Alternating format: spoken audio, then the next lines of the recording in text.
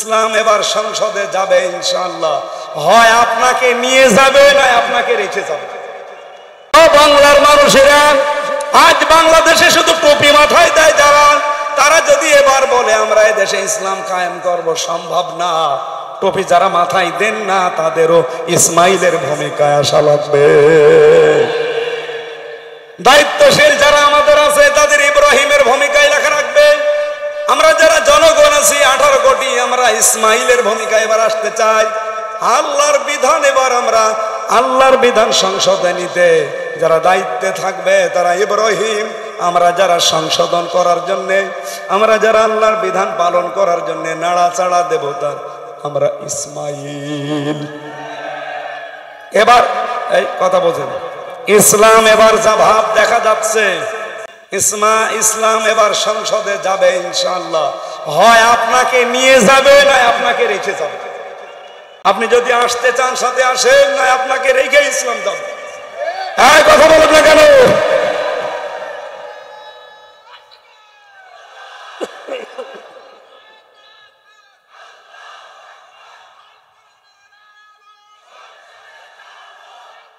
ঠিক আছে,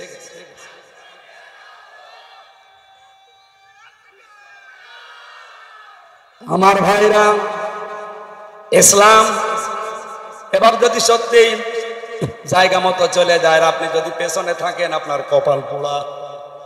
আমি বললাম না ইসলাম যাবে, হয় আপনাকে নিয়ে যাবে সাথে করে, না আপনাকে রেখে যাবে। এখন আপনার সিদ্ধান্ত কি করবেন দেখেন। ফালাম্মা আসলামা, খেলা করার জন্য আল্লাহ দেয়নি। এটা শুধু ইব্রাহিম ইসমাইলের ব্যাপার না, কোরআন আমাদের উপরে দিয়েছেন আল্লাহ। কিয়ামত পর্যন্ত ইব্রাহিমের ভূমিকায় কেউ যদি আসতে চায়, মাস্ট বি আল্লাহ ইসমাইল তার সাথে দিয়ে দেবে। এবার আমরা দেখতে পাচ্ছি এদেশে আল্লাহর একামতে দিন যারা কায়েম করতে যায়, এরা কিন্তু ইব্রাহিমের ভূমিকায় চলে এসেছে। তারা বহু কোরবানি দিয়েছে জীবনে, নিজে ফাঁসির দড়িতে, আর ছেলে গেছে আয়না ঘরে। ব্যারিস্টার আরমান এবং তার বাবা এর সাক্ষী কথা বলছেন না কেন? এরা যদি ইসমাইলের ভূমিকায় ইব্রাহিমের ভূমিকায় আসতে পারে, কি হয়েছে জনগণ আপনাদের?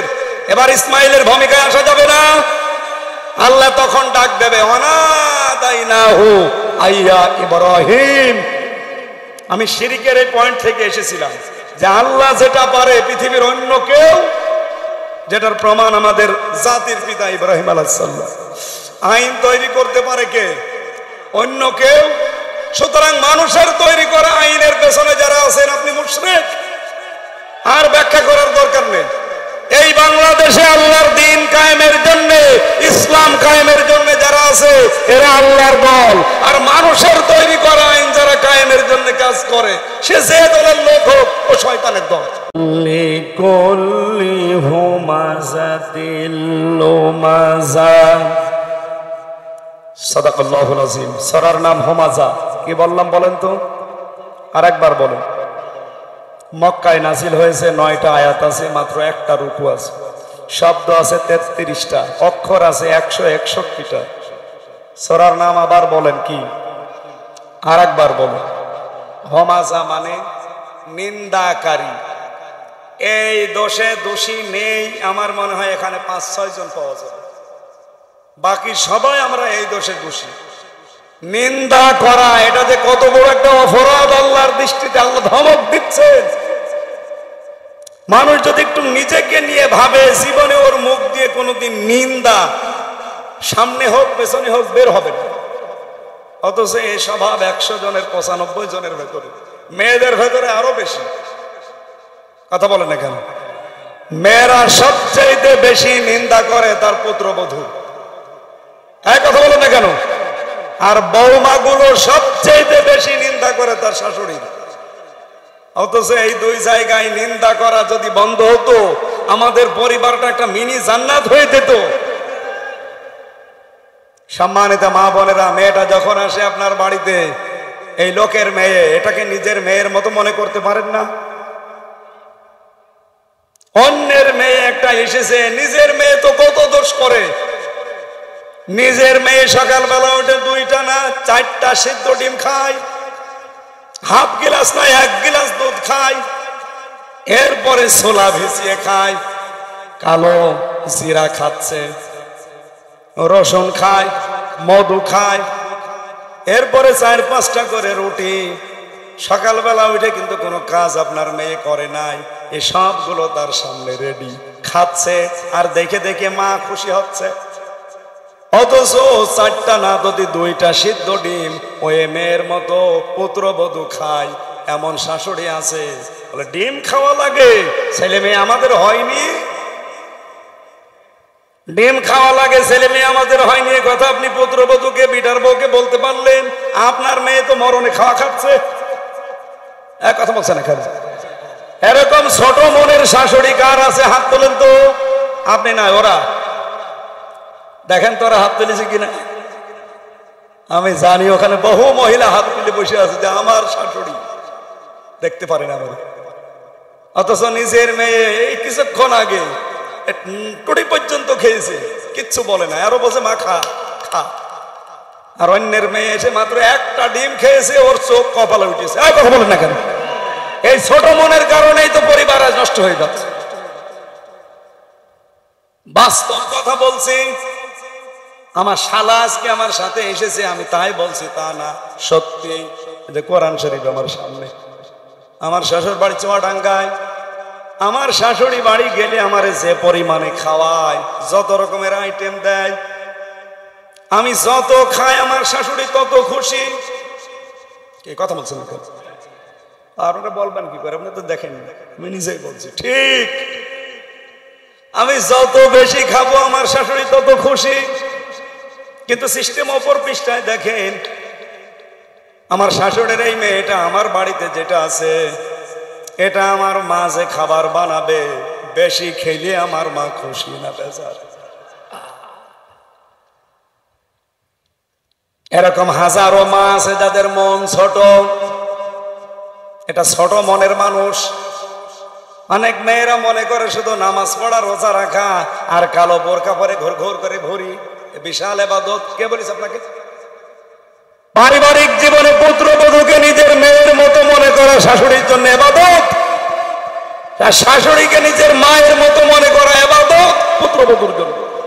এটা আজ বাংলাদেশের 100টা পরিবারের 98টা পরিবারে নেই। এই কথা বলেন না কেন? এই কারণে আমরা মিনি জাহান্নামে আছি আজ। আপনি বললেও ঠিক, না বললেও ঠিক, কারণ চেহারা দেখে তো আমি টের পাচ্ছি। আজ মানসিক যন্ত্রণায় আছে হাজারো মানুষ আমরা। সম্মানিত মা বোন যারা এসেছেন, শুধু ওয়াজ শুনতে আসা না। আমি জানি আপনি বদদুয়া করবেন, এখন করেন, আপনার বদদুয়া কাজে লাগবে না। আপনাকে আমি পরিবর্তনের জন্য হাতে পায়ে ধরে আহ্বান জানাচ্ছি। আপনার কারণে আজ হাজারো আফতাবের মতো, হামজার মতো অসুস্থ হয়ে যাচ্ছে, মানসিক রোগী। আমরা কিছু বলতেও পারি না, সইতেও পারি না। এরকম পরিবার দেশে নেই। তো মনটা একটু উদার করলে আমাদের এই চিন্তা করা লাগে না। আমি বউ শাশুড়ির ভেতরে যত মিল, মহাব্বত, ভালোবাসা, মমতাময়ী মা এবং পুত্রবধূর মতো আচরণ দেখতে পারবো, আমরা তত সুস্থ থাকতে পারবো। এই স্বামীগুলো বলেন তো ঠিক কিনা? হাত তোলেন, স্বামী যারা হাত তোলেন। এই ভিডিও ওইদিকে মারো, মহিলা প্যান্ডেলে যারা বসে আছে দেখো, তোলেন হাত। স্বামী কারা আছে? বিয়ে না করে আবার হাত তোলার দরকার নেই। আলহামদুলিল্লাহ। সম্মানিত মা বোনেরা, আপনার ওয়াজ শেষ। এরপরেও যদি আপনার পরিবর্তন না আসে, যদি মনে করেন শুধু নামাজ পড়া ইবাদত, রোজা করা ইবাদত, আর কালো বোরকা পরা ইবাদত, আরে ওয়াকুলু লিন-নাসি হুসনা, মানুষের সাথে হাসি মুখে কথা বলা ইবাদত।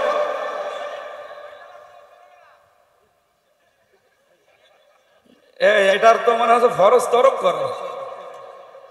এটার একটা চাদর মাদর দেন। একেবারে সামনে ভাবে বসে থাকলে তো বদনাম হবে। এটা রেকর্ড হচ্ছে। পাগল পাগল হলেও তো ঢেকে রাখার দরকার, এটা ফরজ। চাদর মাদর থাকলে দেন, তো ঢেকে বসে। আমার ভাইরা এবার আসেন সূরা হুমাযা। কয়টা অক্ষর আছে বলেন তো? আরে পাগল তো গাছে ধরে না, দেখছি 131টা শব্দ আছে, 33টা। মক্কায় নাজিল হয়েছে। 9টা আয়াত আছে, মাত্র একটা রুকুতে আল্লাহ শেষ করে দিয়েছেন। আমার তেলাওয়াতকৃত আয়াত মাত্র 3টা। আল্লাহ এই তিন প্রকার মানুষকে দুনিয়ায় ধমকি দিয়েছেন ও হুমকি দিয়েছেন। আল্লাহ বলেন ওয়াইলুন, ধমক, আমি ধমক দিচ্ছি, দুর্ভোগ, নিশ্চিত ধ্বংস, চিরস্থায়ী ভাবে এই মানুষগুলো বরবাদ, এমন একটা অর্থ দাঁড়ায়। আর একটা তাফসিরে দেখেছি ওয়াইলুন শব্দের শাব্দিক অর্থ হচ্ছে এটা জাহান্নামের একটা পাহাড়ের নাম। কোন কোন তাফসিরে মুফাসসিরিন کرام লিখেছেন ওয়াইলুন একটা গর্ত, এটা ওয়াইল নামক একটা গর্ত। দুনিয়ায় যারা নামাজ পড়ে আল্লাহ তাদেরকে এই ওয়াইল নামক দোজখে দেবে। প্রশ্ন আসতে পারে নামাজ আজকে থেকে তাহলে বাদ দিয়ে দিলাম না, কোরআনে কারীম থেকে বলছি ফাওয়াইলুল লিল মুসাল্লিন আল্লাযীনা হুম আন সালাতিহিম সাহুন। ওই মানুষগুলোর জন্য আক্ষেপ, আফসোস, ধ্বংস হয়ে যা করা, এমন করে ওয়াইল নামক দোজখে যাবে যারা মুসল্লি, যারা নামাজ পড়ে। কোন নামাজি? যারা নামাজ সম্পর্কে উদাসীন। এই সাহুনের ব্যাখ্যায় 19টা অর্থ পেয়েছি আমি। প্রথম অর্থ হচ্ছে সাহুনে যেই মানুষগুলো ট্রেনিং নেয়, এই ট্রেনিং তাদের জীবনে কাজে লাগে না। সাহুনের ট্রেনিং কি? আফতাব মনে করেন আপনাদের এই মসজিদের খতিব, এই আত্রাই মসজিদের জন্য ওনাকে আপনারা ইমাম নিয়েছেন। ওনার মাথা থেকে পা পর্যন্ত আপনারা দেখবেন, এমনকি ওনার বউ পর্দায় থাকে কিনা তাও দেখবেন। কথা বলেন না কেন? আপনি কি বুঝলেন এখান থেকে? মাত্র 500, 600, 1000 মানুষের নামাজ পড়াবে, তারপরেও তো মসজিদের সব কর্তৃত্ব তার না। এমনকি মসজিদের দান বাক্সর চাবিও তাকে দেয় না, ওটা ক্যাশিয়ারের কাছে রাখে। মসজিদের দান বাক্সর চাবি কোনোদিন ইমামের হাতে দেয় আমি পাইনি, ক্যাশিয়ার রাখে। ওনার দায়িত্ব শুধু নামাজ পড়ানো, এই শেষ। ওনার কথাও কেউ মানতে চায় না। ইমাম মানে যদিও নেতা, কিন্তু এখন বাংলাদেশে ইমাম মানে খেতা, যে সে পেড়ে বসে। এতটুকু একটা ইমাম নিতে গিয়ে যদি মাথা থেকে পা পর্যন্ত দেখা লাগে, এমন কোনার বউ পর্যন্ত মানে পর্দায় থাকে কিনা দেখা লাগে। ওনার হাতে মাসের পরে মাস, বছরের পরে বছর কোনো টাকা আসবে না, বাজেট আসবে না। কিন্তু এই যে চেয়ারম্যান পাশে বসে আছে, ওখান থেকে শুরু করে উপজেলা চেয়ারম্যান, মেয়র, এমপি, মন্ত্রী, এদের কাছে কোটি কোটি টাকার বাজেট আসবে রাস্তার। কথা বলেন না কেন? আমার মনে হয় এই জায়গায় সাহুনের ব্যাখ্যা যদি ভালোভাবে করতে চান, তাহলে আফতাবের চাইতে এই চেয়ারম্যান, মেম্বার, উপজেলা চেয়ারম্যান, মেয়র, এমপি, মন্ত্রী, এদের চরিত্র এর চাইতে 100 গুণ ভালো হওয়া লাগবে। এইটা নামাজের শিক্ষা ছিল 1 নাম্বার। এরকম 18টা 19টা শিক্ষা, একটা আপনি নেন না। আর আপনি সাহুন নামাজের ভেতরে পড়ছেন, আপনি নিজেই তো সাহুনে যে বসে আছে। এখানে নামাজ পড়লেও জাহান্নামে যাওয়া লাগবে ওই নামাজিগুলো যারা নামাজের শিক্ষা নিতে চায় না। আর আমার যতটুকু বাস্তবতা দেখা, 100 জনের 98 জন নামাজি এই শিক্ষাটা নেয় না, শুধু নামাজ পড়ি বাড়ি চলে যায়। আশা করছি এবার আমরা এই শিক্ষাটা বাস্তব জীবনে লাগাতে চাই কাজে। মসজিদের ইমামের চাইতে আমাদের নেতাগুলো হবে 100 ভাগ চরিত্রবান। আপনি আজ পর্যন্ত শুনেছেন আফতাব কোনদিন চাঁদাবাজি করেছে? কথা বলেন, কথা বলেন। একজন ইমাম যদি চাঁদাবাজ না হয়, একজন নেতা চাঁদাবাজ হবে আর তার পেছনে আপনি থাকবেন, আপনি কিসের নামাজি? আপনার জন্য মনে আছে আয়াতটা নাযিল হয়েছে ফাওয়াইলুল লিল মুসাল্লিন, ও মরুক ওই মুসল্লিগুলোর জন্য আক্ষেপ, আফসোস, ধ্বংস হয়ে যাক। আল্লাযীনা হুম আন সালাতিহিম সাহুন। কোরআন শরীফ পড়তে গিয়ে আমি কয়েক জায়গায় পেয়েছি। 2 নম্বরে পেয়েছি সূরা মুতাফফিফিনে, ওয়াইলুল লিল মুতাফফিফিন। আল্লাহ বলেন ধ্বংস হয়ে যাক ওই দোকানদারগুলো যারা ওজনে কম বেশি করে, নেওয়ার সময় বেশি নেয়, দেওয়ার সময় কম দেয়। এ বাংলাদেশে নেই। 3 নম্বরে পেয়েছি সূরা মুরসালাতের ভেতরে, ওয়াইলু ইয়াউমাইযিল লিল মুকাযযিবিন। ধ্বংস হয়ে যাক ওই মানুষগুলো যারা মিথ্যাবাদী। কিয়ামতের দিন এদের জন্য আল্লাহ ধ্বংস কামনা করছেন। 4 নম্বরে পেয়েছি সূরা হামিম সাজদায়, ফাওয়াইলুল লিল মুশরিকিন। যারা শিরিক করে এই মানুষগুলোর জন্য আল্লাহ বলেন ধ্বংস হয়ে যাক। বলেন নাউজুবিল্লাহ। আমি এই শব্দটা যখন এসেছে আমি এক কথা একটা জবাব দিতে চাই, কেউ আবার গায়ে পেতে নেবেন না। মুশরিক এত নিকৃষ্ট এই শব্দটা আল্লাহর কাছে। পৃথিবীর কোন গুনার পরিচয় দিতে গিয়ে আমার আল্লাহ কিন্তু ইন্নাস শিরকা লা যুলমুন আযীম বলেন নাই, কিন্তু এই গুনাহটা বলতে গিয়ে বলেন ইন্নাস শিরকা লা যুলমুন আযীম। শিরিক আমার আল্লাহর কাছে মস্ত বড় অপরাধ। এত বড় অপরাধ পৃথিবীতে আর হয় না। এখন এই শিরিক আমরা করছি কিনা দেখেন তো। আল্লাহ যেটা পারে ওইটা অন্য কেউ পারে, এই বিশ্বাস করার নাম শিরিক। এবার আপনি বলেন, নিজের ভেতরে এই দোষ থাকলে আপনি পাল্টাবেন। আল্লাহ যেটা পারে পৃথিবীর অন্য কেউ, আরো জোরে বলুন, সন্তান দিতে পারে একমাত্র কে? অন্য কেউ পারে। অন্য কেউ যে পারে না তার প্রমাণ কি? আমি কয়েকদিন আগে বগুড়াতে একটা অনুষ্ঠানে গিয়েছিলাম। এক লোক এসে দেখছে আপেল নিয়ে বলছে, হুজুর আপেল পড়িয়ে দেন। কেন? বলছে বারবার আমার শুধু মেয়ে হয়, ছেলে হয় না। এমন ভাবে আপেল পড়বেন যেন ছেলে হয়। আপেল আমি পড়েছিলাম ও সূরা ফাতিহা দিয়ে ফেলে দিলাম। আপেল কই? ফেলে দিয়েছি। কেন? আরে ভাই, আপেল পড়ে যদি ছেলে হইতো ওতে আমার ম্যাডামের 3টে মেয়ে হইতো না। আমারই পরপর 3টে মেয়ে। যদি আপেল পড়ায় এত শক্তি এত ক্ষমতা আমার থাকতো, ম্যাডামরা শুধু আপেল খাওয়াতাম। বলেন তো আপেলের কোনো ক্ষমতা আছে নাকি যে পড়িয়ে দেয় তার ক্ষমতা আছে? এগুলো মেয়েদের ভ্রান্ত বিশ্বাস। আমাদের জাতির পিতা এটা প্রমাণ দিয়েছেন। 86 বছর পর্যন্ত তার সন্তান হয়নি, একদিনও তিনি কোনো আপেল পোড়া খাননি, কোনো মাজারে কোনো দরগায় যাননি। 86 বছর তিনি দোয়া করেছিলেন, রব্বি হাবলি মিনাস সালিহিন। 86 বছর পরে আল্লাহ জবাব দিয়েছেন, ফাবাশশারনাহু বিগুলামিন হালিম। তোমাকে আমি একটা হালিম সন্তানের, কি সন্তান? হালিম মানে এখানে একটা বুঝের বিষয় আছে। সারা জীবন আমি ওই আয়াতটা পড়েছি, আপনি এখানে বুঝবেন। আমি আলেমদেরকে বলছি কেন 86 বছর পরে আল্লাহ এই জবাবটা দিলেন। আমি নিজে এখন 8টা 10টা জবাব বানাতে পারবো, কিন্তু আল্লাহ কি বললেন? ফাবাশশারনাহু বিগুলামিন হালিম। আমি তোমাকে সুসংবাদ তো দিয়েছি একটা ধৈর্যশীল সহনশীল সন্তানের, গোলামের। এই আয়াতের ব্যাখ্যা করবো না বাদ দেবো? এটা দরকার, মেয়েদের জন্য আরো বেশি দরকার। আপনি দেখেন 86 বছর পরে আল্লাহ এমন জবাব দিয়েছেন। ইব্রাহিম আলাইহিস সালাম জবাব শুনে কিন্তু তিনি সন্তুষ্ট হয়েছিলেন, কিন্তু তিনি ওই দিন থেকেই ভাবছিলেন আল্লাহ আমাকে গোলামিন হালিম দিল। এর আগে পরে একটা সন্তান দিয়েছিল, তার নাম গোলামিন হালিম। সেটা কি? ইসহাক। হযরত ইসহাকের বেলায় দেখবেন কোরআনে আসে অবাশশারনাহু বিগুলামিন হালিম।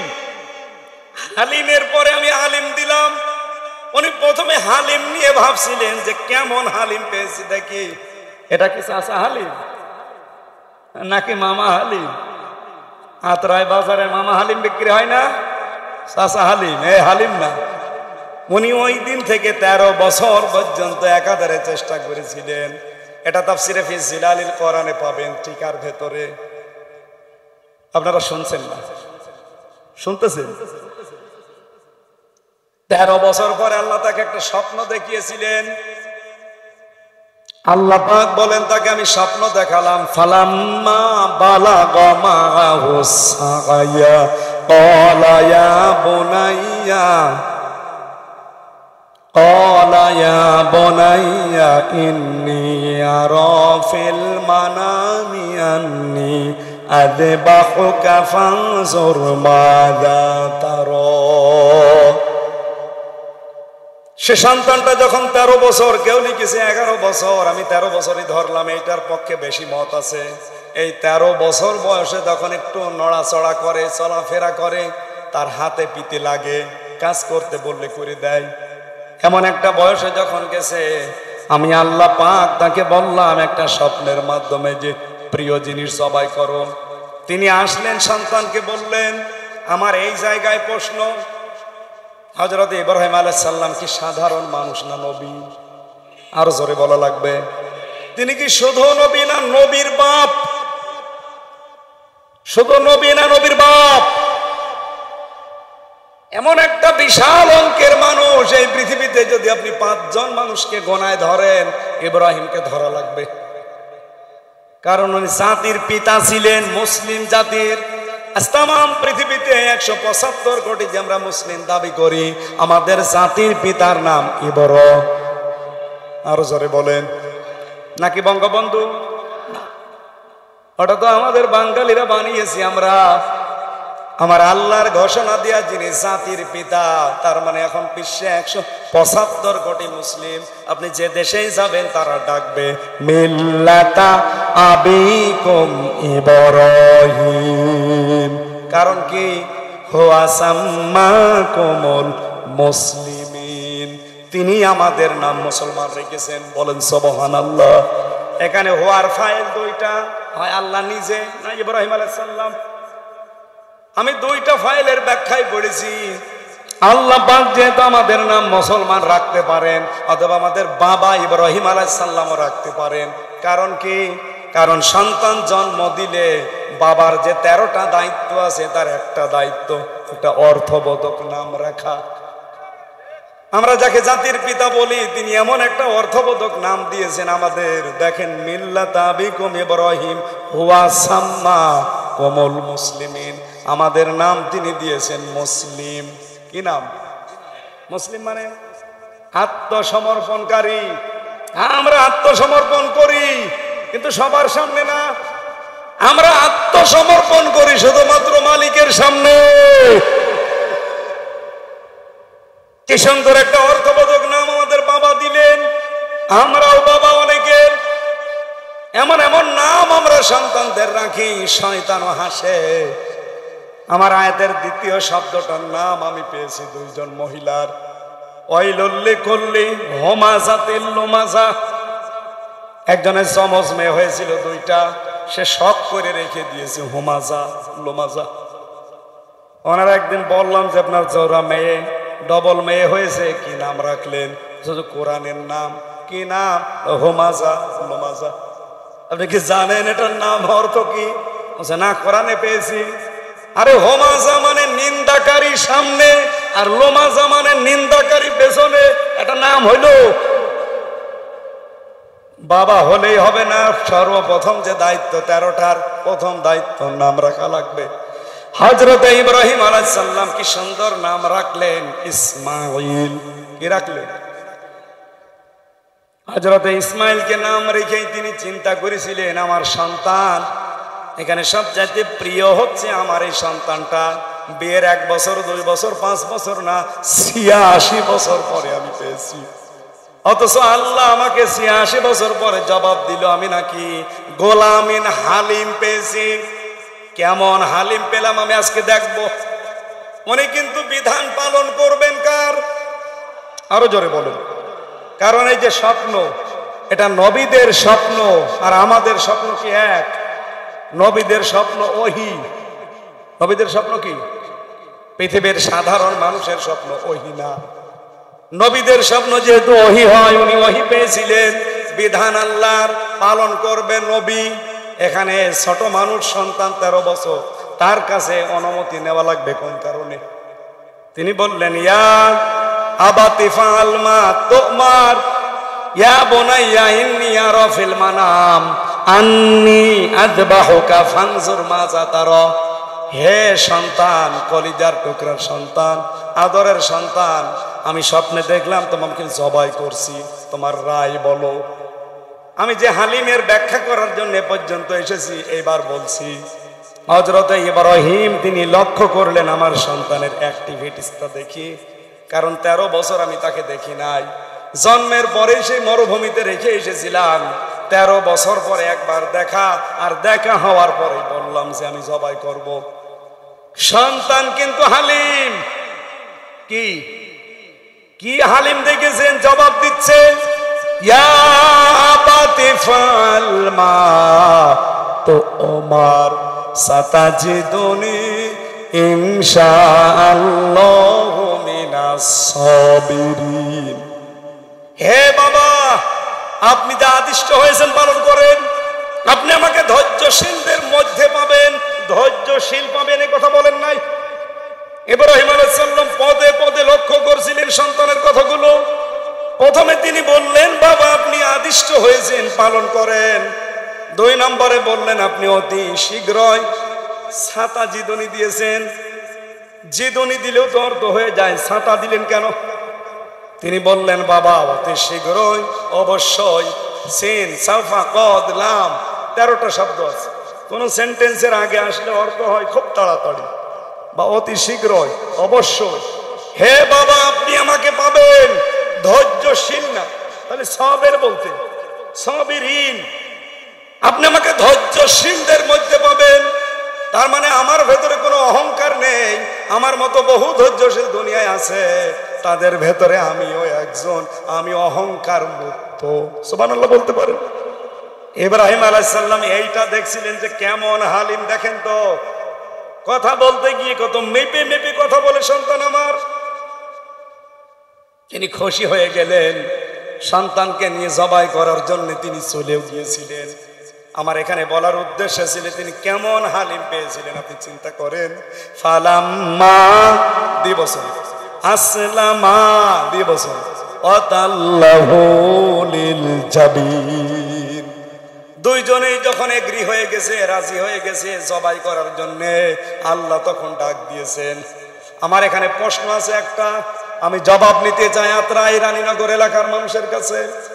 আল্লাহ পাকের নবী দুইজনই, ইব্রাহিম ইসমাইল, তারা বললেন ফালাম্মা আসলামা, দুইজনেই যখন আসলামা মানে আত্মসমর্পণ করে দিয়েছে, দুইজনে যখন রাজি হয়ে গেছে, এগ্রি হয়ে গেছে, তখন আল্লাহর বিধান পালন করা তাদের দ্বারা সহজ হয়েছে।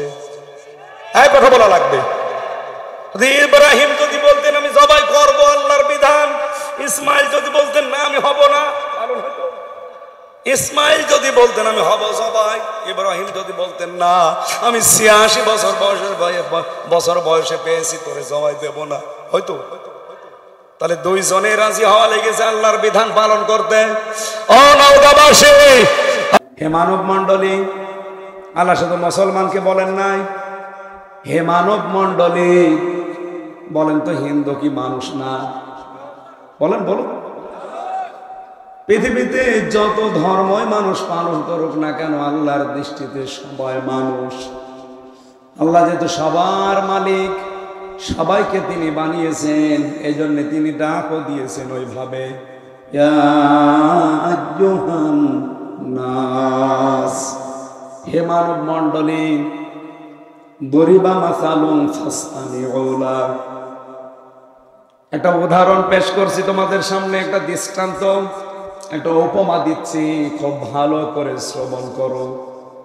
আমার তো মনে হয় অন্য ধর্মের যদি এলাকায় কেউ থাকে অথবা মিডিয়ার মাধ্যমে যদি তার কানে যায়, আল্লাহর এই দৃষ্টান্তটা, এই উদাহরণটা, উপমাটা একটু যদি ভালোভাবে খেয়াল করে, ওই এখান থেকে হেদায়েত পেয়ে যাওয়ার কথা। রব্বুল আলামিন কোরআনে কারিমে আয়াতের ভেতরে জানিয়ে দিয়েছেন, ইয়া আইয়ুহান নাস দরিবা মাসালুন ফাসতামিউ লাহ ইন্নাল্লাযীনা তাদউনা মিন দুনিল্লাহি লা ইয়াখলুকু যুবাবা ওয়ালাউ ইজতামাউ লাহ। নিশ্চয় যারা আল্লাহ বাদে অন্য কাউকে ডাকে, কখনোই লা ইয়াখলুকু দিয়েছেন, এক লক্ষ দিলে অর্থ আমি করতে পারতাম, যারা আলেম আছে তারাও এক লক্ষ দিলে অর্থ করতে পারত। আল্লাহ এক লক্ষ দিলেন কেন? মজারের আগে যদি লা আসে বাংলা অর্থ দাঁড়ায় জীবনেও হবে না। আল্লাহ বলেন লাই এক লক্ষ, কখনোই সম্ভব, এখন হচ্ছে না, ভবিষ্যৎ কিয়ামত পর্যন্ত হবে না। জবাবান একটা মাসি, ওরা একটা মাসি তৈরি করতে পারে না। ওলাও যদি ইজতামাউলা, তারা সবাই একত্রিত হয়ে চেষ্টা করে। ওয়াইয়াসলুবহুমুদ-দুবাব, এবং যদি আসলব শব্দের শাব্দিক অর্থ হচ্ছে ছ মেরে নিয়ে যাওয়া, যদি কেড়ে নিয়ে যায়, ছ মেরে নিয়ে যায়, এই মাসি শাইয়ান কোনো কিছু লা ইয়াস্তানকিযুহু মিনহু, সেটা যে বাধা দিয়ে আটকাবে সে ক্ষমতাও এই 8টা 10টা হাতের। বলেন বলেন, দাউফাত তালিবু ওয়াল মাতলুব। আমার মনে হচ্ছে আল্লাহ শেষের দিকে একটু আফসোস করছেন, দাউফাত তালিবু ওয়াল মাতলুব। কতই না দুর্বল যারা চায় এবং যাদের কাছে চাওয়া হয়। এই দুইটা, যারা চাচ্ছে এবং যাদের কাছে চাওয়া হচ্ছে, এই দুইটাই আল্লাহ বলেন কতই না দুর্বল। আপনার বিবেকটা কি আজও কাজে লাগবে না? আজ পৃথিবী 20 শতাব্দীতে কত দূরে এগিয়ে গেছে, আপনারা সেই মানধাত আমলে থাকবেন। একটা বারের জন্য চিন্তা করলেন না, নিজের হাত দিয়ে মাটি, কাঠ, বাঁশ, খড়কোটা দিয়ে বানালাম, এতগুলো হাত দিলাম, 2টা পা দিলাম, অথচ দাঁড়াতে পারে না, পেছনে বাঁশ দিয়ে খাড়া করা লাগে। আর আমি নিজে 2 হাত 2 পা দিয়ে খাড়া হয়ে দাঁড়াতে পারি। আমার মতো চলাফেরা করা মানুষ, মাসি আমার সামনে দিয়ে কোনো কিছু নিয়ে যেতে হলে আমাকে বলে নিয়ে যাওয়া লাগবে। কথা বলেন, নিয়ে যেতে চাইলেও পারবে না, আমি কেড়ে নিতে পারবো। এই যে আসলোভ, এটা আমার ক্ষেত্রে না, অথচ মূর্তির ক্ষেত্রে। অথচ আমি আল্লাহর গোলাম, শ্রেষ্ঠ গোলাম এই পৃথিবীতে। লাকাদ খালাকনাল ইনসানা ফি আহসানি তাকওয়িম ওয়া লাকাদ কাররামনা বানি আদম। সবচেয়ে সুন্দর আকৃতি আল্লাহ, এতে বেশি সম্মান আল্লাহ আমাকে দিল, আর আমি এর সামনে মাথা নত করব, এটা কি বিবেকেই মেনে নেয়? আমার তো মনে হয় মানুষ পুরানা, শুধু বিবেকের 100 ভাগের 1 ভাগ যদি একটু কাজে লাগায়, পৃথিবীর কোন ধর্মেই তার থাকা ঠিক না, ইসলাম বাদ দিয়ে। কথা বলেন না? যেহেতু আমি বাইরের দেশগুলোতে ইহুদি, খ্রিস্টান, বৌদ্ধ, মাজুসি, এদের সাথে আমি মিশে দেখেছি। সিঙ্গাপুরে, থাইল্যান্ডে, মালয়েশিয়াতে, মালদ্বীপে, আমেরিকাতে, এই মানুষগুলোর সাথে আমি মিশে দেখেছি। এদের সাথে কথাবার্তা বলার পরে এদের যে ধর্মীয় বিশ্বাস আর এদের যে কাজকর্ম, আমি এখন ভাবি কোরআনের আয়াতগুলো নিয়ে ওরা ভ্রান্ত পথে আছে। আপনি ইহুদিকে দেখলে বুঝতেই পারবেন না এটা ইহুদি। আমার তো জব্বার কত বড়, আমার এত বড় জব্বা গায়ে দেয়, আমার দাড়ি আর কয়টা, এত বড় দাড়ি। চেহারা দেখলে মনে হবে সাদা ধবধবে চেয়ারম্যান সাহেবের মতো, ইনার চাইতে ফর্সা, মাথায় উপরে পাগড়ি ঝোলানো, এত সুন্দর চেহারা, পাশে মেয়ে লোক বসা, হাত মোজা, পা মোজা দেওয়া, চোখ পর্যন্ত ঢাকা। আপনার বোঝার ক্ষমতা নেই যে লোকটা ইহুদি। চারিপাশে 8টা 10টা ছেলে মেয়ে নিয়ে কাঁদতেছে। কিউরিসিটি থাকে ভেতরে, কি গো এত সুন্দর লাগে, একটু জিজ্ঞাসা করি। ট্রেনের ভেতরে জিজ্ঞাসা করলাম যে what is your name? Hello brother, ভাই আপনার নাম কি? উনি আমার যে নামটা বললো, নাম শোনার পরে আমি বুঝলাম যে মুসলমান না, ইহুদি। কনফার্ম হওয়ার জন্য আমি জিজ্ঞাসা করলাম হোয়াট ইজ ইউর প্রফেট, আপনার নবী কে? তখন বলছে জোসেফ। কি জোসেফ মানে? না, মুসা আলাইহিস সালাম। ওরা ইহুদি তো মুসা নবীকে নবী মনে করে যোসেফ বলে ডাকে। খ্রিস্টানদের সাথে মিশেছিলাম, জিজ্ঞাসা করলাম আপনার নাম কি, আপনার নবীর নাম কি? বলে যিশু। যিশু মানে ঈসা আলাইহিস সালাম। ওরা যে কোন বিশ্বাসে কোন আদর্শ মেনে এই কাজগুলো করে, ধর্মীয় লাইনের কাজগুলো, কিন্তু আমাদের চাইতে ওরা অ্যাক্টিভ। কিন্তু কোরআনের আয়াতগুলো পড়ার পরে আমার মনে হচ্ছে ওরা ভ্রান্ত ধারণায় আছে। কারণ পৃথিবীর কোন ধর্ম আল্লাহর কাছে গ্রহণযোগ্য না, ইসলাম বাদে। আমি যে কথাটা বোঝানোর জন্যই পর্যন্ত এসেছি, সেই শব্দটা ইন্নাদ্দিন, এই যে দিনের আগে আলিফ লাম। আলিফ লাম 4 প্রকার। প্রিন্সিপাল সাহেব আলেম আছে এখানে, 4 প্রকারের ভেতরে এখানে যেটা আছে এটা নির্দিষ্ট করার জন্য দেওয়া হয়েছে। আলিফ লাম দিয়ে আল্লাহ জানাতে চেয়েছেন, আমি যদি এখন আফতাবকে বলি ভাই আমি রাজশাহী যাব, ও যদি বলে এই যে এইটা রাজশাহীর পথ, নওগাঁ রাজশাহী বিশ্ব রোড, তাহলে এই তরিকের আগে, এই রাস্তার আগে আলিফ লাম দেওয়া লাগবে। তার মানে এইটা বাদ দিয়ে আর রাজশাহী যাওয়ার কোনো রাস্তা নেই। বলেন তো রাজশাহী যাওয়ার রাস্তা এটা বাদ দিয়ে আর নেই? বলেন বলেন। আছে, কিন্তু এটার মতো এত সোজা না। আমি সারা বাংলাদেশে 630টা থানায় ঘুরেছি কম বেশি। রাজশাহী আর নওগাঁর যে রোডটা, এত সোজা রোড আমি বাংলাদেশে পাইনি। এত সোজা, অথচ তীর দেখে দেখে বানিয়েছে নওগাঁ টু রাজশাহী। এখন রাজশাহী যেতে হয়তো এটা কাছাকাছি হবে। রাজশাহী থেকে নওগাঁ খুব বেশি হলো মনে হয় 80 কিলোমিটার। তো অন্য রাস্তা দিয়ে যদি আপনি রাজশাহী ঘুরে যান, হয়তো 100, 120 কিলো, 130 কিলো হবে, তো যাওয়া যাবে। তখন আর তরিকের আগে, রাস্তার আগে আলিফ লাম দিতে পারবেন না। রব্বুল আলামিন এখানে শব্দটা চয়ন করেছেন কি করে দেখেন, ইন্নাদ্দিনা, এ পৃথিবীতে একটাই মাত্র জীবন ব্যবস্থা, দিন, ধর্ম, ইনদাল্লাহিল ইসলাম, আল্লাহর নিকটে মনোনীত যার নাম। জবাব দিলেন? আরো জোরে বলেন। আল্লাহ যদি এখানে আলিফ লাম না দিত, আমি আপনাকে জীবনেও বলতাম না হিন্দু ধর্ম ত্যাগ করেন, খ্রিস্টান ধর্ম ত্যাগ করেন। যে কোনো আদর্শ ধর্ম মেনে নিলে আপনি পেয়ে যেতেন জান্নাত। আল্লাহ আর এক জায়গায় দিয়েছেন, অমাইয়া বতাগি গায়রাল ইসলামি দীনান ফালাই ইউকবালা মিন ওয়া হুয়া ফিল আখিরাতি মিনাল খাসিরিন। এ পৃথিবীতে ইসলাম বাদ দিয়ে যদি অন্য কোন নিয়ম নীতি দিয়ে কেউ আল্লাহকে পেতে চায়, জীবনেও তার কোনো কিছু আল্লাহ কবুল করছে না, করবেও না। তাহলে ইসলাম বাদ দিয়ে কেউ যদি বিয়ে করে, ও বিয়ে হয়েছে? বলেন বলেন। বিয়ে হওয়ার আগে যদি সন্তান হয়, ওটা যার সন্তান। আর কথা বলেন না কেন? এই হিসাবে তো পৃথিবীতে ইসলাম বাদ দিয়ে যত বিয়ে হচ্ছে, ওটা তো বিয়ে না। কি বলেন না কেন? কারণ ফালাই ইউকবালা মিন, জীবনেও কবুল হবে না আপনার বিয়ে। বিয়েও ধর্মের ভেতরে নেই, আছে মানে আন্নিকাহু মিন সুন্নতি, বিবাহ করা আমার আদর্শ, আমার সুন্নাহ।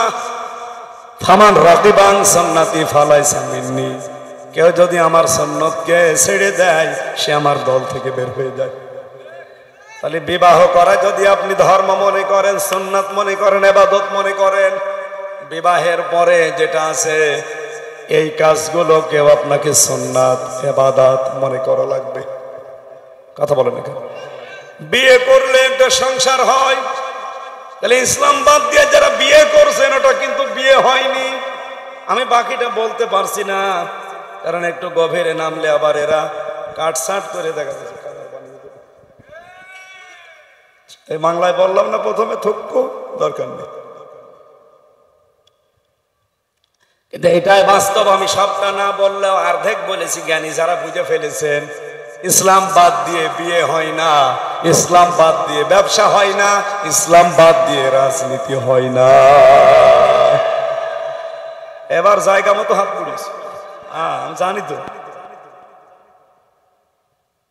বলেন তো, আমি যে কিছুক্ষণ আগে টয়লেটে গিয়েছিলাম, বাম পা দিয়ে প্রবেশ করে আল্লাহুম্মা ইন্নী আউযু বিকা মিনাল খুবুসি ওয়াল খাবাইস এটা পড়েছি। 4-5 মিনিট কাজ শেষ করে যখন বের হলাম ডান পা দিয়ে গফরানাক বললাম, হে আল্লাহ আমাকে মাফ করে দাও। আলহামদুলিল্লাহিল্লাযী আযহাবা আন্নিল আযা ওয়া আফানি, প্রশংসা করছি তোমার, কারণ একটা গন্ধ এবং কষ্টদায়ক জিনিস আমার থেকে বের করে দিলে। এই যে আমি 8-10 মিনিট এখানে যাই সময় কাটিয়েছি, আমার পুরাটা কি ইবাদত। এই কথা বলা লাগবে, আরো জোরে বলুন।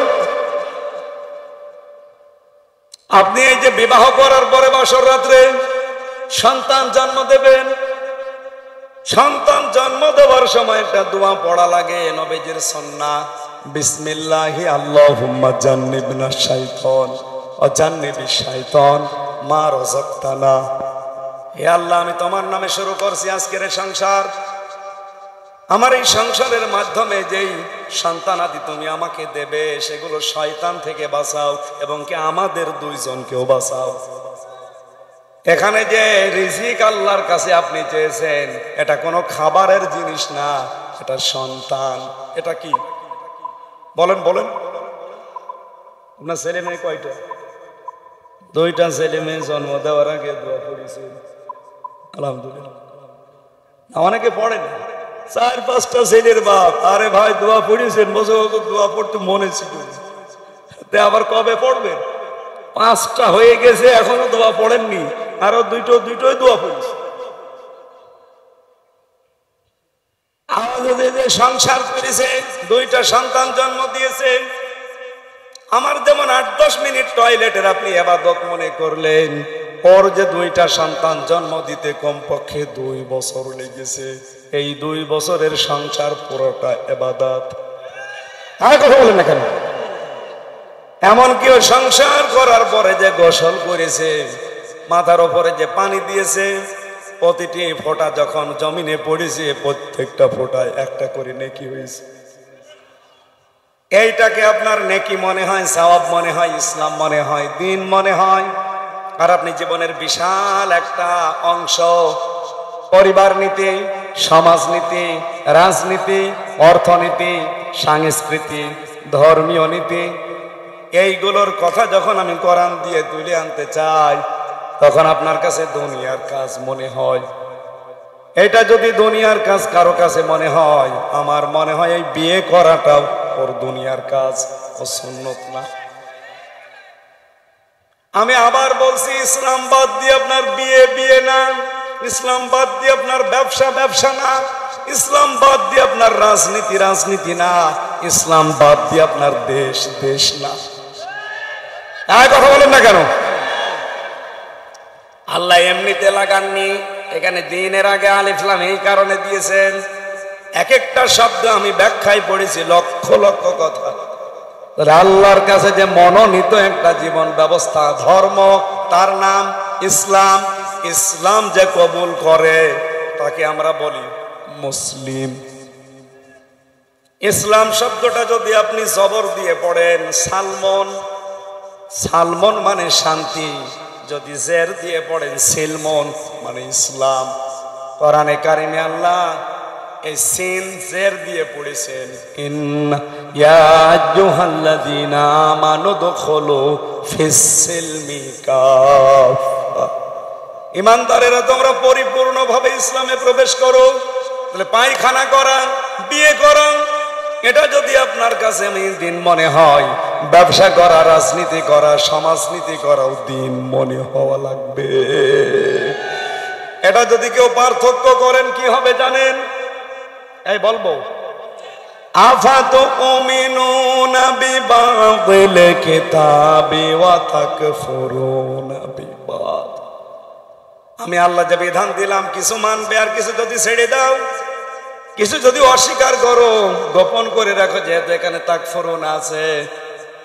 কেউ যদি বাদ দিয়ে দেয় কিছু আর কিছু গ্রহণ করে, টয়লেটটা গ্রহণ করে, বিয়েটা গ্রহণ করে, কিন্তু ব্যবসাটা গ্রহণ করে না, রাজনীতি গ্রহণ করে না, আন্তর্জাতিক নীতি গ্রহণ করে না, আল্লাহ পাক বলেন কি হবে তাদের, ফামা ইয়াফআলু যালিকা মিনকুম ইল্লা খিজিয়ুন ফিল হায়াতিদ দুনিয়া ওয়া ইয়াউমাল কিয়ামাতি ইউরাদ্দুনা ইলা আশাদ্দিল আযাব। দুনিয়ার জীবনে আমি লাঞ্ছনা, গঞ্জনা, অপমান, অপদস্থ এটা আমি ভরিয়ে দেব তোদের জীবনে। এতটুকু আল্লাহ যদি শেষ করে দিতেন তাও আমি আয়াতটা পড়তাম না। পরের শব্দ আরো কঠিন, ওয়ায়াউমাল কিয়ামাতি ইউরাদ্দুনা ইলা শাদ্দিল আযাব। কিয়ামতের দিন তোকে আমি কঠিন যন্ত্রণাদায়ক আযাবের দিকে তেড়ে তেড়ে নিয়ে যাব। ইউরাদ্দুনা তাদেরকে পাঠানো হবে ইলা শাদ্দিল আযাব, কঠিন যন্ত্রণা। আসাদু ইসমে তাফসীল, সুপারলেটিভ ডিগ্রি এটা, এর চাইতে বড় আযাব আর হয় না। তার মানে কোরআনের কিছু মানে, দিনের কিছু মানে, কিছু মানে না। ওদের আযাব কম না বেশি? আরো বেশি। এই জন্য সতর্ক করছি, মানতে হলে পুরাটা মানেন, আর না মানতে হলে একবারে আবু সেহেলের মতো হয়ে যান। কি কথা বলেন এখন? দুনিয়ার টাটকা সুখগুলো হারাবেন, আবার আখেরাতও হারাবেন, এটা কথা হইল? যে কোনো এক লাইনে থাকেন। আর আমার বিশ্বাস বাংলাদেশের 18 কোটি মানুষ আমরা যদি এক লাইনে এসে যাই, এদেশে ইসলাম কায়েমে আর বাধা নেই। আমি আবার ওই কথাটা তুলছি, যেহেতু আল্লাহ আপনাদেরকে ইসলামে পাঠিয়েছেন, মুসলমানের ঘরে পাঠিয়েছেন, এই জন্য শুকরিয়া আদায় করছি। কারণ এমন একটা মনোনীত জীবন ব্যবস্থা, পছন্দ করা ধর্ম, যে ধর্মে আমার আল্লাহ নিজে ওয়ারাদিতু লাকুমুল ইসলাম দীনা, বলেন আল্লাহু আকবার। উনি নিজে রাজি হয়ে গেছেন ইসলামের উপরে। আমি খ্রিস্টান ধর্মের উপরে রাজি আছি, এ কথা আছে কোরআনে। আমি ইহুদি ধর্মের উপরে রাজি আছি, এ কথা আছে। আমি হিন্দু ধর্মের উপরে রাজি আছি, এ কথা আছে। অন্য ধর্মে যদি কেউ থাকেন তাকে আহ্বান জানাবো, পৃথিবীর সর্বশ্রেষ্ঠ এবং সর্বশেষ গ্রন্থ হেদায়েতের গ্রন্থ, এটা পড়ে আপনার বিবেকের 100 ভাগের 1 ভাগ কাজে লাগলে আপনি মুসলমান হয়ে যাবেন, আশা করি ইনশাআল্লাহ। কলেজের এক অধ্যাপক যশোরের বিসিএস ক্যাডার, ওনারে বলেছিলাম, স্যার আপনাকে মুসলমান হওয়া লাগবে না, আপনি শুধু আমাদের ধর্মীয় গ্রন্থ একটু বুঝে বুঝে পড়বেন। 3 মাস সময় দিল। আপনি হয়তো আরবি পড়তে পারেন না, বাংলায় পড়েন, ইংরেজিতে পড়েন, 3 মাস একটু বুঝে পড়বেন, আমি আপনাকে জিজ্ঞাসা করব। আল্লাহর বান্দা 3 মাস পরে নিজের থেকে মুসলমান হয়ে গেছে। এই জন্য বলছি, অন্য ধর্মে আপনি থাকতেই পারেন না যদি কোরআনের কাছে আপনি আসতে পারেন। একটু পড়েন বুঝে। লরেন বুথ, টনি বেলোয়ারের শালিকা, খ্রিস্টান মহিলা, কোরআনে পড়তে এসে 53 জায়গায় ভুল ধরেছিল, তো সর্বশেষ নিজের জীবনের ভুল ধরে মুসলমান হয়ে গেছে। আর আমরা কোন ধর্ম থেকে আসা লাগে না, একেবারে জন্মসূত্রে বাপদাদার কাছ থেকে আমরা মুসলমান। শুধু বড় হলে একটু আগা কাটা লাগে, কিছু তাও কাটা নেই। এই যে এটার কাটা নেই এখন, এটা মুসলমানে দিয়েছে, এটা দেয়নি, এখন দিয়েছে। হ্যাঁ ঠিক আছে, তাহলে এখানে হিন্দু একটাও নেই, সব মুসলমান আমরা। এই জন্য খুশি হয়ে বলেন আলহামদুলিল্লাহ। দরুদ পড়ছি, সালাম পাঠাচ্ছি আমাদের নবী মুহাম্মদ রাসূলুল্লাহ সাল্লাল্লাহু আলাইহি ওয়াসাল্লামের প্রতি। আমার দায়িত্ব কিন্তু জোর করে আপনাকে হেদায়েত দেওয়া না, এটা আমারে আল্লাহ দেয়নি, নবীকেও দেয়নি। আমার দায়িত্ব কি? ফাইন্নামা আলাইকাল বালাগ ওয়া আলাইনাল হিসাব। হে নবী আপনি পৌঁছিয়ে দেন, এটা আপনার দায়িত্ব, আর আমি আল্লাহর দায়িত্ব ওদের হিসাব নেওয়া। সুতরাং আমার কথা হচ্ছে পৌঁছিয়ে দেওয়া, আর আপনার দায়িত্ব কিন্তু আল্লাহর। আল্লাহর সামনে আপনাকেও দাঁড়ানো লাগবে, আমারেও দাঁড়ানো লাগবে। আজকে যে কথা বলবো আমার আলোচনার বিষয় আপনারা জানেন, পরিচিত একটা সূরা পড়েছি, 3টা আয়াত। মানে 3 প্রকার মানুষকে আল্লাহ ধমক দিয়েছে। কয় প্রকার? আপনি এই 3 প্রকারের ভেতরে যদি থাকেন এখনই পাল্টিয়ে যাবেন। আল্লাহ ধমক দিচ্ছেন, আপনি টের পাচ্ছেন? প্রধানমন্ত্রীর ধমক শুনলে অনেকে প্রসাব করে ফেলতো। আল্লাহ ধমক দিচ্ছেন, আল্লাহ হুমকি দিচ্ছেন, ধামকি দিচ্ছেন যে 3 প্রকার মানুষকে আল্লাহ হুমকি দিয়েছেন, ধমক দিয়েছেন, আমরা যেন নারী পুরুষ কেউ এর ভেতরে না থাকি। যদি থেকে থাকি এক্ষুনি আজকে পাল্টিয়ে যাব ইনশাআল্লাহ। যে কথা তুলেছিলাম আগে, কথাটা শেষ করি। আমার দায়িত্ব প্রচার করা, আর আপনার কি আপনার হিসাব নেওয়ার দায়িত্ব কার?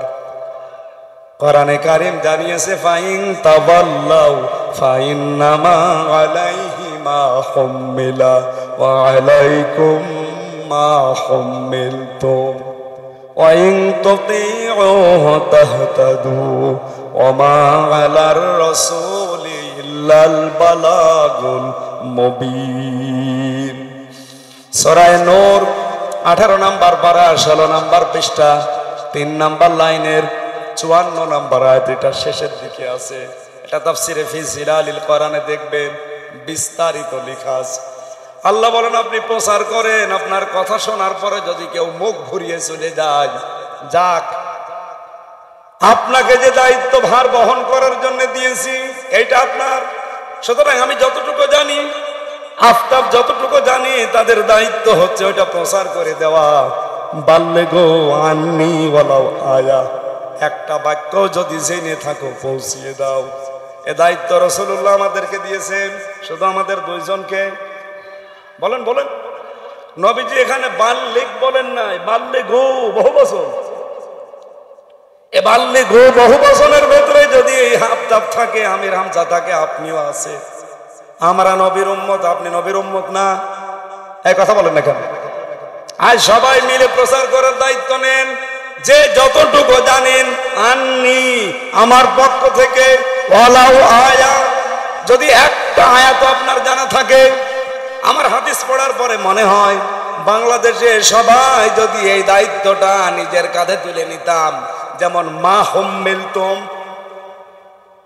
ফাইন তাওয়াল্লাউ ফাইন্নামা আলাইহি মা হুম্মিলা ওয়া আলাইকুম মা হুম্মিলতুম, আপনার উপরে যে দায়িত্ব আছে, হামালা মানে বহন করা, আপনি এটা বহন করে চলেন, এইটার দায়িত্ব আপনার।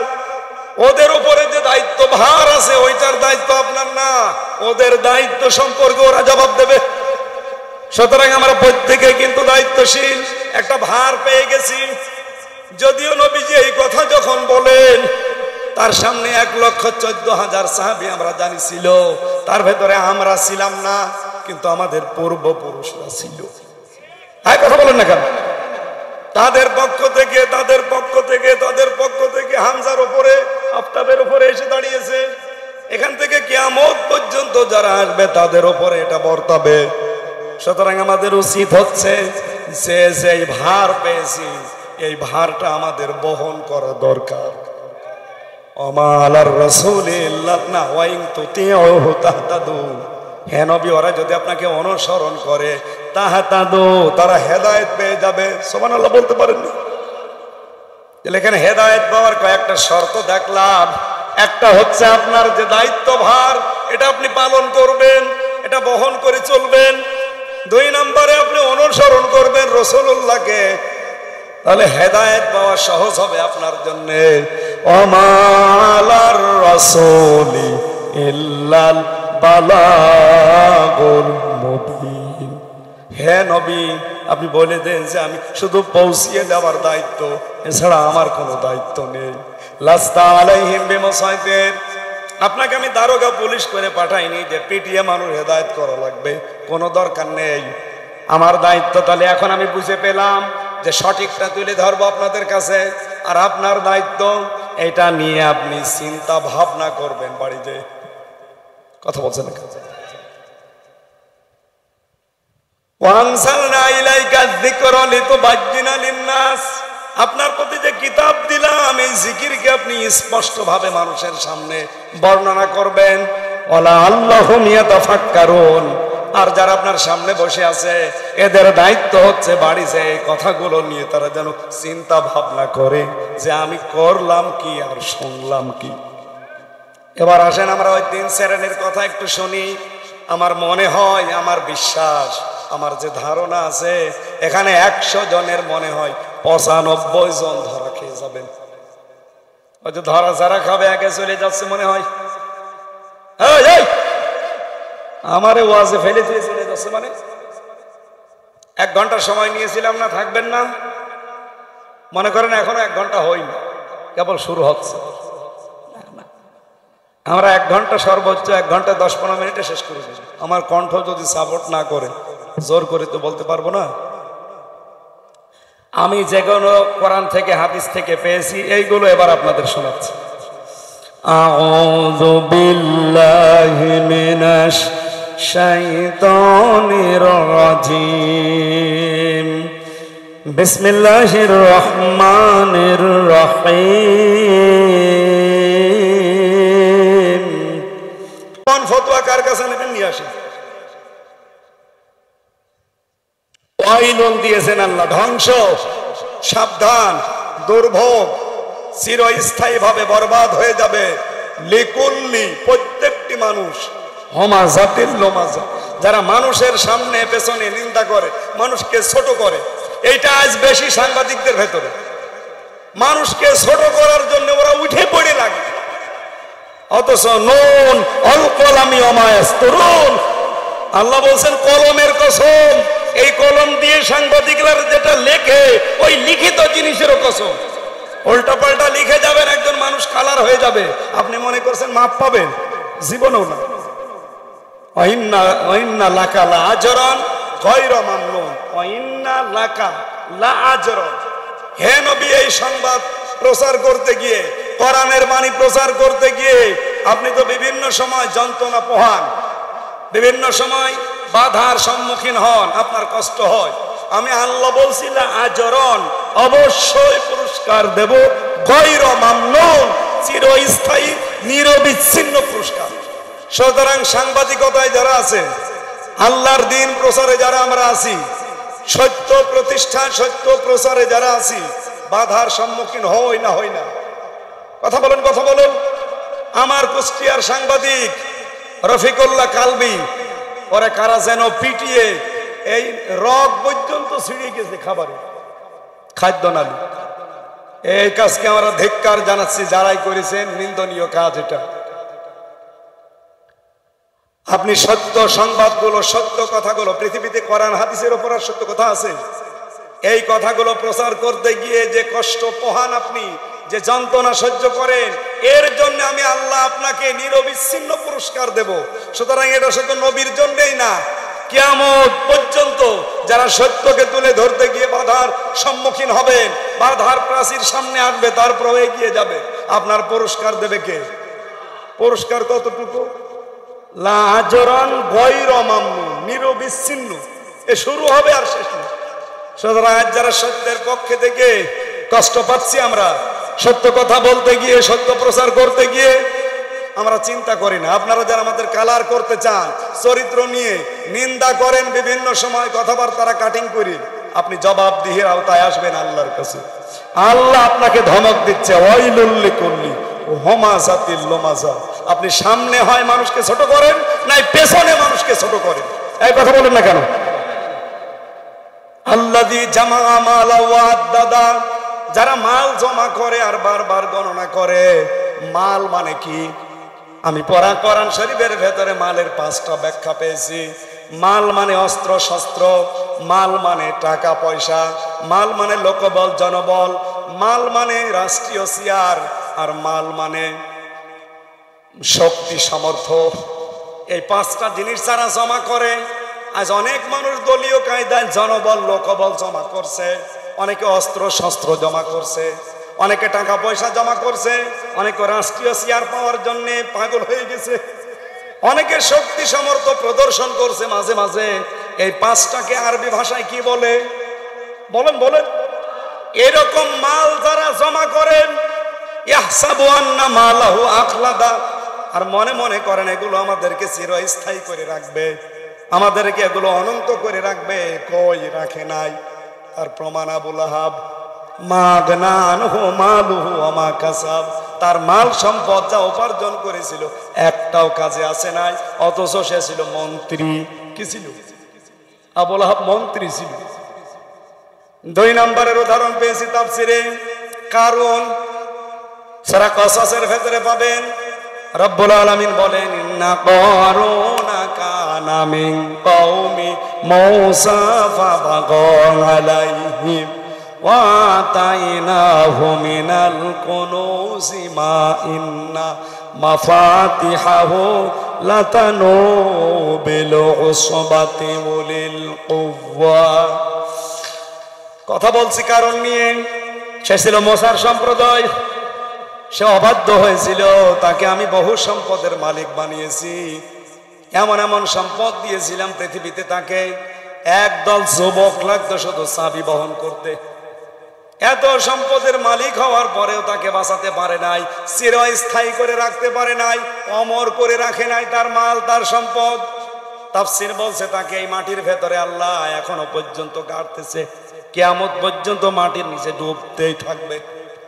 আরে যে বালির ভেতরে চিকচিক করে, এইটা নাকি তার মালের এক অংশ। কি সম্পদ দিয়েছিল, কিন্তু তার মাল তাকে স্থায়ী করে রাখে নাই, তাকে এই দুনিয়ায় অমর করে রাখে নাই। যদিও অমর হয়ে আছে কিন্তু ঘৃণিত হয়ে। তার এত সম্পদ থাকার পরেও যদি সে আজ চিরস্থায়ী থাকতে না পারে, আপনি কয় টাকার মালিক হয়েছেন? বাংলাদেশে তো আমি ঘুরে দেখি, এদেশের সর্বশ্রেষ্ঠ ধনী যারা, 5 জনের ভেতরে আকিজ গ্রুপ একটা হবে। আকিজ গ্রুপ নাম শুনেননি?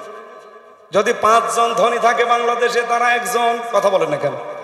যত সম্পদের মালিক হোক, আমি তো বাইরের দেশে গিয়ে দেখলাম, এদের যদি আল্লাহ একটা রোগ দেয়, এই যে রক্তের ভেতরে 5 প্রকার ক্যান্সার হয়, এক প্রকার যদি আকিজ গ্রুপের কোন সন্তানকে আল্লাহ লাগিয়ে দেয়, ওর যা সম্পদ আছে 14 বংশ বিক্রি করে ঔষধের পয়সা হবে না।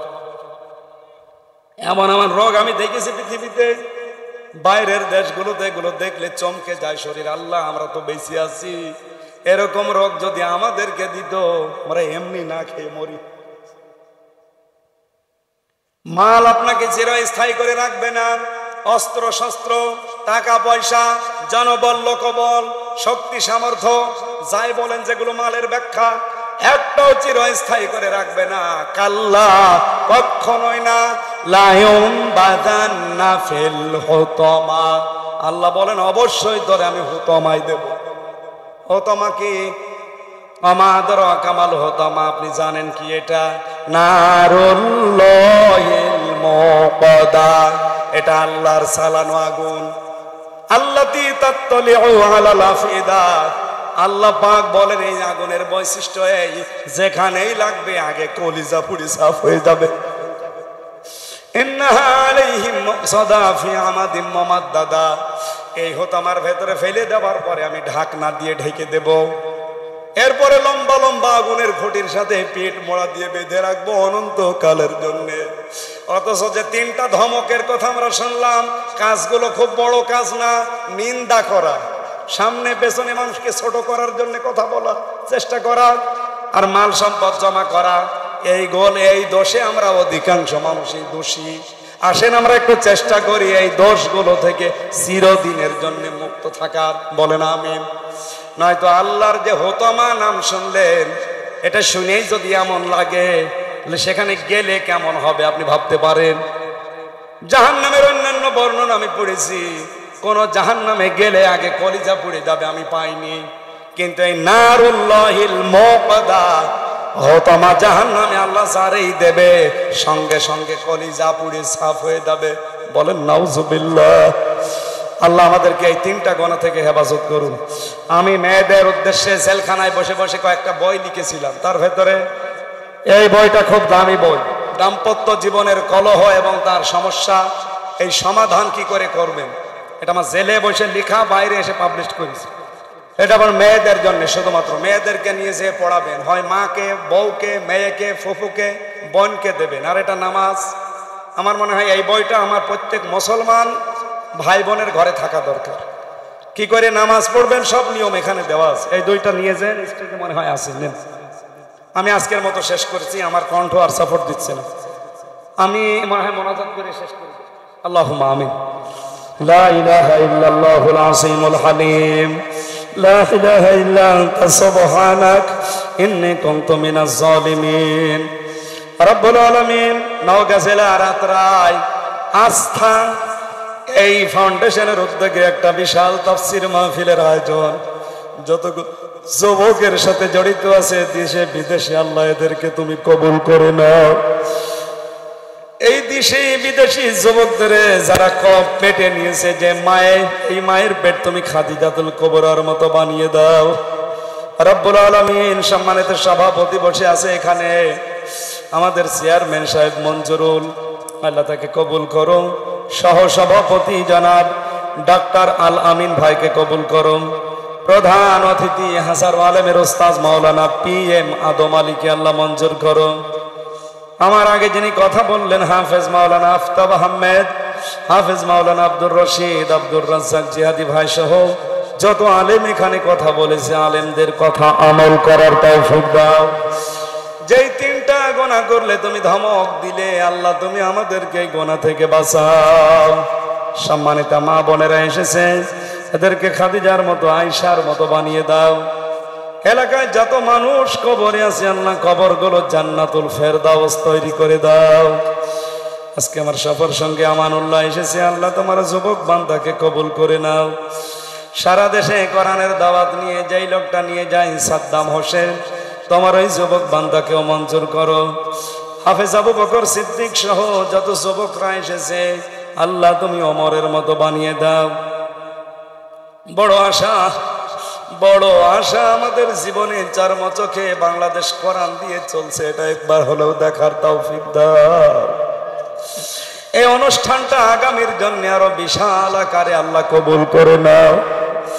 3টা বছর জালেমের জেলখানায় আমার কণ্ঠ শরীর দুইটা নষ্ট হয়ে গেছে, আল্লাহ তুমি আগের অবস্থায় আবার ফিরিয়ে দাও। আমি নিজে যেহেতু অসুস্থ, আল্লাহ আমার কণ্ঠটা তুমি ভিক্ষা দাও। কোরআনের কথাগুলো বলার জন্য যে যোগ্যতা দরকার, শরীর দরকার, কণ্ঠ দরকার, আল্লাহ তুমি আমাকে মেহেরবানি করে দান করো। বারাকাল্লাহু লানা ওয়া লাকুম ফিল কোরআনিল আযীম। কখন কার কাছে আজরাইল আসে জানি না, জীবনের শেষ কথা যেন বলতে পারি, লা ইলাহা ইল্লাল্লাহু মুহাম্মাদুর রাসূলুল্লাহ।